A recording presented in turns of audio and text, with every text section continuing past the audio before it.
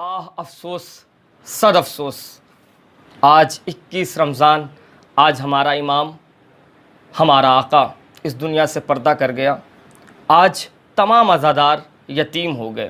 اس سے پہلے آپ نے جو غم سرکار امیر المومنین کے ایپیسوڈ دیکھے، ان میں آغا مبلغ ولایت حجت الاسلام علی جناب عزت مآب مولانا شبر حسین خان صاحب نے سرکار امیر المومنین کے فضائل رسول مآب کی زندگی میں بیان کیے، اور کل کی جو آپ نے ویڈیو دیکھی اس میں رسول مآب کی زندگی کے بعد سرکار امیر المومنین علی ابن ابی طالب کی زندگی پر روشنی ڈالی۔ لیکن آج آغا کی خدمت میں ہم سب سے پہلے گزارش کریں گے کہ تمام ویورز کی جانب سے اور ہماری جانب سے آغا ایک گزارش یہ ہے کہ آپ سرکار امیر المومنین کے ایک مختصر سے فضائل پڑھ دیجئے، اور فضائل کے فوراً بعد ایک مختصر سا مصائب پڑھ دیں، تاکہ ہماری آنکھوں میں چند قطرے آنسو آ سکیں اور ہم اس ثواب میں شریک ہو سکیں۔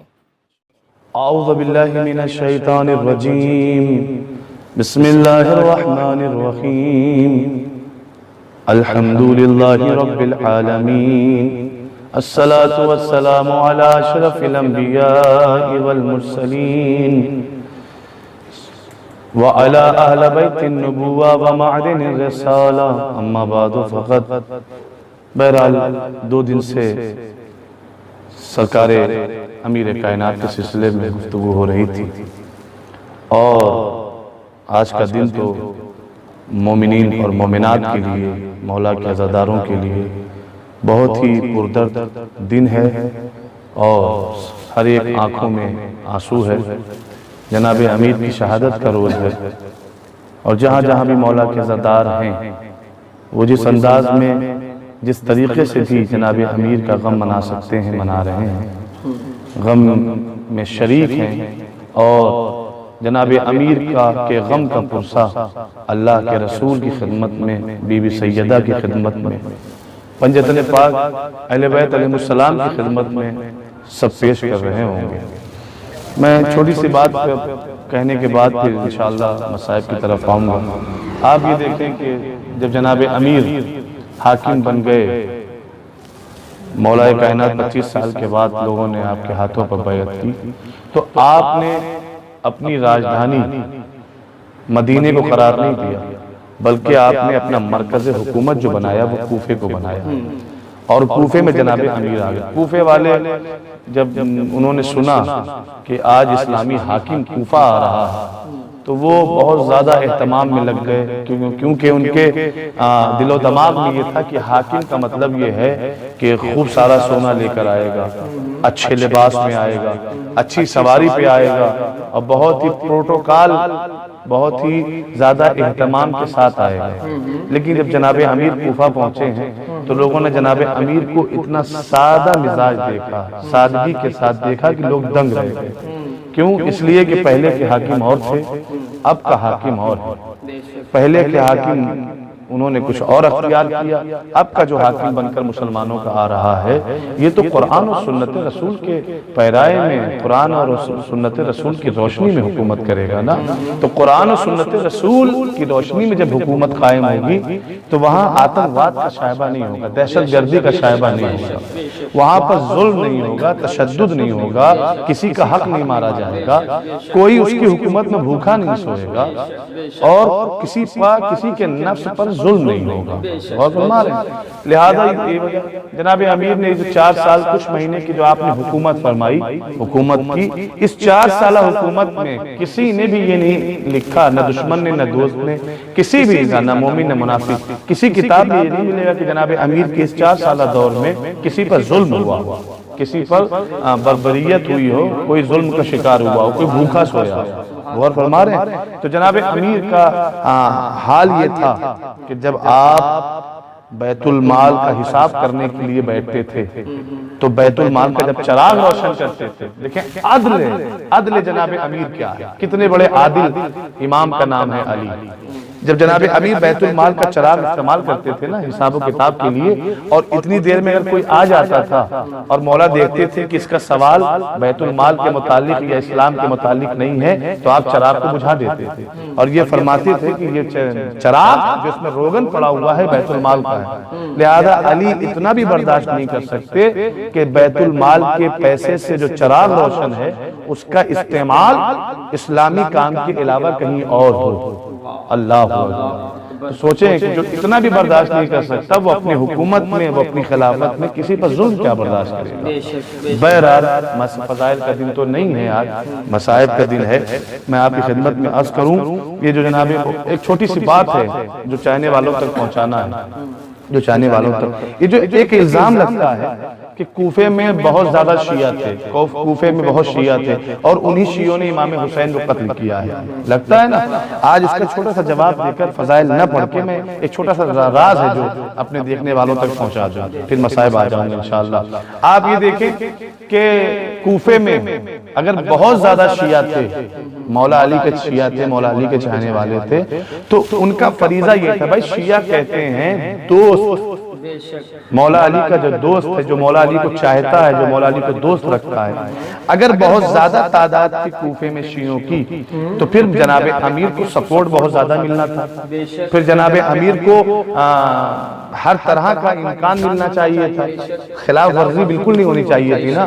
ایک چھوٹا سا واقعہ آپ دیکھیں، یہی جو عمل ماہ رمضان میں ہوتا ہے، کچھ لوگ اضافہ نمازیں پڑھتے ہیں، دوسرے افراد رات میں نماز مغربین اور عشاء کے بعد ایک نماز پڑھی جاتی ہے، دیکھنے والے سمجھ گئے اور آپ بھی سمجھ رہے ہیں، جس کا نام کچھ اور لیا جاتا ہے۔ اسی نماز کو لے کر جناب امیر علیہ السلام کی حکومت کوفے کی حکومت میں پہلا جب رمضان آیا تو مولا علی نے اپنے معصوم بیٹے امام حسن کو بلایا اور فرماتے میرے لال جاؤ کوفے کی شاہراہ پہ اعلان کر دو کہ میرے بابا نے، تمہارے حاکم نے یہ ارشاد فرمایا، حکم دیا ہے کہ میری دور حکومت میں وہ کام جو تینوں حکومتوں میں ہو رہا تھا وہ نہیں ہوگا، نہیں ہوگا۔ جو بدعت رسول کے نام پہ لوگوں نے قائم کی تھی، رات کو جو نماز اس رمضان میں پڑھی جاتی ہے، کوئی 10 رکعت پڑھتا ہے، کوئی 30 رکعت پڑھتا ہے، کوئی زیادہ پڑھتا ہے، ایک نام دے کے کہ رسول سے منسوب کر کے، جی نہیں، امام نے فرمایا میرے دور حکومت میں یہ کام نہیں ہوگا، یہ بدعت نہیں ہوگی۔ امام حسن نے جا کے فیصلہ سنا دیا۔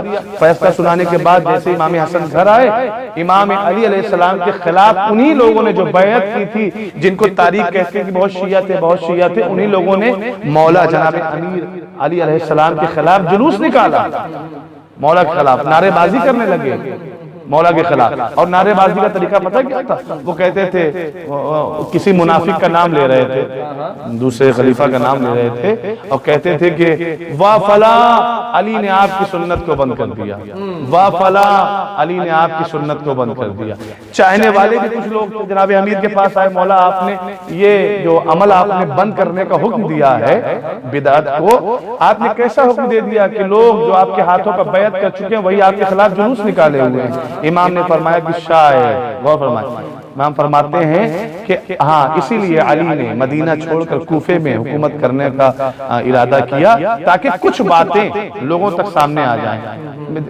مطلب مولا کہ میں نے ایک تیر سے دو شکار کیا، میں نے ایک حکم دیا کہ یہ نماز جو مغرب و عشاء کے بعد رسول سے منسوخ کر کے لوگ پڑھ رہے ہیں اسے بند کرو، ایک حکم دیا بند کرنے کا، لیکن اس ایک حکم سے میں نے دو کام ثابت کیے، دو باتیں ثبوت کے طور پر رکھی۔ پہلی بات کیا ہے مولا؟ امام نے فرمایا کہ سنو، وہ کیا کہتے ہیں؟ واہ فلاں علی نے آپ کی سنت کو بند کر دیا۔ کہتے اگر یہ رسول کی سنت ہوتی تو اس منافق کا نام نہ لے کر رسول کا نام لیتے کہ واہ رسول اللہ علی نے آپ کی سنت کو بند کر دیا۔ ان کا رسول کا نام نہ لے کر دوسرے کسی منافق کا نام لینا اس بات کی دلیل ہے کہ یہ جو نماز رمضان میں خاص طور سے راتوں میں پڑھی جاتی ہے یہ رسول کی سنت نہیں ہے، یہ کسی منافق کی سنت ہے، اور منافقین کی سنت کا نام اسلام نہیں، رسول کی سنت کا نام اسلام ہے۔ اب آپ نے غور فرمایا، مولا نے کیا فرمایا تھا کہ میں قرآن اور سنت رسول کے مطابق حکومت کروں گا، تو اس کا مطلب اس کا تعلق سنت رسول سے نہیں ہے، ایک بات۔ دوسری بات مولا نے فرمایا کہ اگر یہ میرے شیعہ ہوتے تو میرا حکم پا کر سر تسلیم خم کر دیتے، میرے خلاف جلوس نہ نکالتے۔ تو اب یہ جو الزام لگتا ہے کوفے میں شیعہ زیادہ تھے، ان تک یہ جواب پہنچنا چاہیے کہ کوفے میں شیعوں کی تعداد کم تھی، منافقین کی تعداد زیادہ تھی، اور اگر منافقین کی تعداد زیادہ نہ ہوتی تو پھر امام علی علیہ السلام مسجد میں شہید کیے جاتے؟ بالکل نہیں۔ ہاں یہی عبد الرحمن ابن ملجم جو امام کو بہت چاہتا تھا اور امام سے محبت کا دم بھرتا تھا، جو ایک خاتون کے بہکاوے میں، ایک ملعون کے بہکاوے میں آ گیا۔ قطامہ کہتی ہے کہ اگر تم علی کو شہید کر دو گے میں تم سے شادی کر لوں گی عبد الرحمن سے۔ ایک آفر تو یہ ملا، دوسرا آفر وہ شام والا ملعون جو ہے، فقیر شام، جس نے دولت کا آفر دیا، جس نے پناہ کا کہ تم علی کو شہید کر دو گے، پناہ ہم تمہیں دیں گے، دولت ہم تمہیں دیں گے، قطامہ سے شادی ہو جائے گی، عہدہ تمہیں دیں گے۔ یہ تمام چیزوں کے چکر میں، دنیا کے چکر میں آ کر یہ آمادہ ہو گیا کہ میں جناب امیر کو قتل کروں گا۔ اور قتل کیسے کیا ہے اس ملعون نے؟ کس انداز میں قتل کیا؟ آپ کو پتا ہے کہ اس ملعون نے 3 دن تک اپنی تلوار کو زہر حلال میں بجھا کے رکھا، زہر حلال میں بجھا کے رکھا۔ 3 دن تک یہ تلوار زہر میں بجھی رہی، اور اس زہر میں بجھانے کا مقصد یہ تھا کہ اگر علی ضربت کی چوٹ سے، ضربت کے زخم سے بچ بھی جائیں تو زہر کی شدت انہیں نہ بچنے دے۔ اللہ اکبر۔ اور لیجئے وہ موقع آیا کہ جب جناب امیر، صبح کا وقت ہے، جناب زینب سلام اللہ علیہ فرماتی ہے کہ میرا بابا 21ویں رمضان کی جو شب آئی ہے نا، ساری رات میرا بابا آرام نہ فرما سکا۔ مولا علی کبھی آنگن میں ٹہلتے تھے، پھر کبھی مصلی پہ جا کے نماز پڑھنے لگتے تھے۔ بڑی بے چینی اور بڑی مصیبت کے عالم میں، کرب کے عالم میں جناب امیر نے پوری رات گزاری۔ اللہ اکبر۔ اور جناب امیر مصلی پہ بیٹھ کر رونے بھی لگتے تھے اور فریاد کرتے تھے، یا رسول اللہ آپ کی امت نے علی پر ظلم بہت کیا ہے، یا رسول اللہ آپ کی امت نے علی کو ستایا بہت ہے، فریاد کرتے تھے جناب امیر۔ بہرحال جناب امیر صبح کا وقت آیا، نماز کا وقت آیا، آپ اپنے گھر سے مسجد جانا چاہتے تھے۔ مرغابیاں پال رکھی تھی جناب امیر، مرغابیاں سامنے آ گئی ہیں، گویا اپنی بے زبانی سے یہ کہہ رہی تھی جناب امیر سے، مولا مسجد نہ جائیے، مسجد نہ جائیے۔ بہرحال امام حسن کو بلایا، فرماتے میرے لال حسن نماز کا وقت ہو گیا، میرے لال میرے ساتھ چلو۔ جناب امیر نے امام حسن، امام حسین، مولا عباس اور بنی ہاشم کے جتنے شہزادے اس وقت موجود تھے سب جناب امیر کے ساتھ چلے۔ چلتے چلتے جناب امام حسن سے وصیت فرماتے میرے لال ان مرغابیوں کو میرے بعد اگر ان کا نام و نفقہ دینے کی طاقت رکھنا تو انہیں پالنا، ورنہ انہیں آزاد کر دینا۔ اللہ اکبر۔ آگئے جناب امیر مسجد میں، گلدستہ اذان پر میرا مولا آیا اور مولا نے اذان کہی اور محراب پہ جانا چاہتے تھے، دیکھا کہ ایک ملعون لیٹا ہوا ہے، اوندھے منہ لیٹا ہوا ہے۔ ہاں وہ عبد الرحمن ابن ملجم تھا جو تلوار کو چھپائے ہوئے تھا۔ اب کیونکہ علی ایک کریم امام کا نام ہے نا، علی ایک شفیق امام کا نام ہے نا، تو لہذا امام ظالمین کو بھی ہدایت دیتا ہے اور مومنین کو بھی ہدایت دیتا ہے۔ امام نے اسے ہدایت دیتے ہوئے کہا کہ تجھے پتہ نہیں اذان ہو گئی ہے، اٹھ جا وقت نماز ہے۔ امام یہ کہہ کر مصلی پہ آئے، لیجئے صاحب اقامت ہو گئی اور جناب امیر نے صبح کی نماز کی نیت فرمائی اور لوگ جماعت میں مشغول ہو گئے، اور یہ ملعون اپنے ہاتھوں میں بجھی ہوئی زہر سے تلوار لے کر جناب امیر کی جانب بڑھا۔ سجدے میں جناب امیر نے سر رکھا ہی تھا کہ جناب امیر کے فر کے مبارک پر یہ زہر سے بجھی ہوئی تلوار ملعون نے جناب امیر کے فر کے مبارک پر ماری، اور جیسے ہی سر پر ضربت لگنی تھی آواز فضا میں گونجی، فزت برب الکعبہ، رب کعبہ کی قسم علی کامیاب ہو گیا، رب کعبہ کی قسم علی کامیاب ہو گیا۔ لیجئے جناب امیر کے سر کے خون سے آپ کی داڑھی خضاب ہو گئی، رنگین ہو گئی۔ جناب امیر ہٹے، امام حسن نے نماز کو پورا کیا اور نماز کے خاتمے پر شہزادوں کی مدد سے جناب امیر کو صحن مسجد میں رکھا گیا۔ امام نے جیسے ہی آنکھیں کھولی فرمانے لگے کہ یہ بتاؤ میرا قاتل کہاں ہے؟ ابن ملجم کو سامنے لایا گیا۔ امام فرماتے ہیں میرا کچھ تجھ سے سوال ہے، یہ بتا کیا میں تیرے لیے برا امام تھا؟ کیا میں نے تیرے حق میں ظلم کیا؟ وجہ بتا دے کہ تو نے میرے سر پر ضربت کیوں لگائی ہے؟ کہتا ہے کہ اے علی ابن ابی طالب، جس کی قسمت میں جہنم کی آگ لکھی ہو وہ جنت نہیں جا سکتا۔ امام نے فرمایا یہ ڈرا اور سہما ہوا ہے، اسے شربت پلاؤ۔ اللہ اکبر، یہ کرم کی انتہا ہے، اسے علی کہتے ہیں جو اپنے قاتل کو شربت پلائے۔ اللہ اکبر۔ بس مختصر الفاظ میں بات ختم ہونے والی ہے۔ لیجئے عزیزوں، جناب امیر نے ایک بات کہی، اسے شربت پلاؤ، اور فرماتی اسے چھوڑ دو. اگر قصاص لینا چاہتے تو اس نے مجھے ایک ضربت لگائی ہے نا تو ایک ہی ضربت لگانا, لیکن بہتر یہ ہے کہ اسے چھوڑ دو. لو عزیزوں, ادھر جناب امیر کو لے کر شہزادے اور صحابی اور تمام چاہنے والے مولا کائنات کو مسجد کوفہ سے نکال کر بیت الشرف تک لے جانا چاہتے تھے. جب جناب امیر نے دیکھا کہ گھر قریب آنے والا ہے نا تو امام حسن سے فرماتے میرے لال حسن, میرے چاہنے والوں سے کہہ دو کہ بس مجھے یہیں سے رخصت کر کے واپس ہو جائیں. ہاں کیوں؟ اس لیے کہ مجھے اس حالت میں دیکھ کر میری شہزادیاں برداشت نہ کر سکیں گی, میری بیٹیاں مجھے برداشت دیکھ کر مجھے برداشت نہ کر سکیں گی اور رونے کی آواز بلند ہو جائے گی. علی نہیں چاہتا کہ اپنی زندگی میں اپنی شہزادیوں کی رونے کی آواز نامحرموں تک پہنچے. میں ہاتھوں کو جوڑ کر کہوں گا مولا آپ کو آج کوفے میں یہ گواہلا کہ حسن بھی موجود ہے, امام حسین بھی موجود ہے, مولا عباس بھی موجود ہے, آپ کو یہ گوارا نہ ہوا کہ اپنوں کی موجودگی میں شہزادیوں کی رونے کی آواز نامحرموں کی سماعت تک پہنچے. لیکن ہائے رے کوفہ, ہائے رے شام کا بازار, جہاں آواز گئی منادی ندا دے رہا تھا, پہچانو یہ زینب ہے, پہچانو یہ ام کلثوم ہے. سیدانیہ بالوں سے چہرہ چھپا رہی تھی. بس عزیزوں, لایا گیا گھر میں, شہزادیاں رونے میں مبتلا ہو گئی نا. 21 رمضان ہے نا آج. ہاں طبیبوں نے بتایا کہ زہر اتنا زیادہ پھیل چکا ہے کب جناب امیر بچ نہیں سکتے. تو امام حسن نے فرمایا طبیبوں کوئی تو راہ حل بتاؤ, کچھ دیر تک میرا بابا ہمارے درمیان ہے, ہم اپنے بابا سے مستفید ہو, ہم اپنے بابا سے کچھ گفتگو کرنا چاہتے ہیں. طبیبوں نے کہا اگر چاہتے یہ ہو کہ کچھ دیر کے لیے زہر کا اثر کم ہو جائے نا, بس آخری فکرہ ہے, کچھ دیر کے لیے زہر کم ہو جائے نا تو انہیں جتنا ہو سکے دودھ پلاؤ, شیر پلاؤ. یہ بات کہنی تھی نا کہ کوفے میں جتنے یتیم تھے, غریب تھے, سنا کہ ہمارے مسیحا کو دودھ کی ضرورت ہے, ہمارے احسان کرنے والے پر, ہمارے محسن کو دودھ کی ضرورت ہے. چھوٹے چھوٹے بچے چھوٹے چھوٹے کوزوں میں دودھ لے کر حاضر ہو گئے.